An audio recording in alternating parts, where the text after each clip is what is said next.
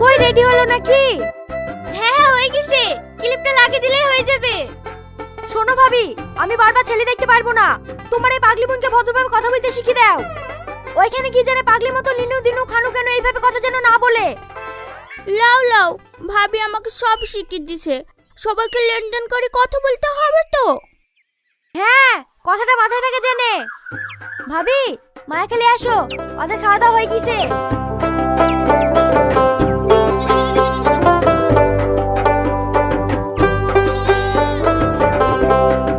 ঘটক দিদি, একটু বাথরুমে যাব।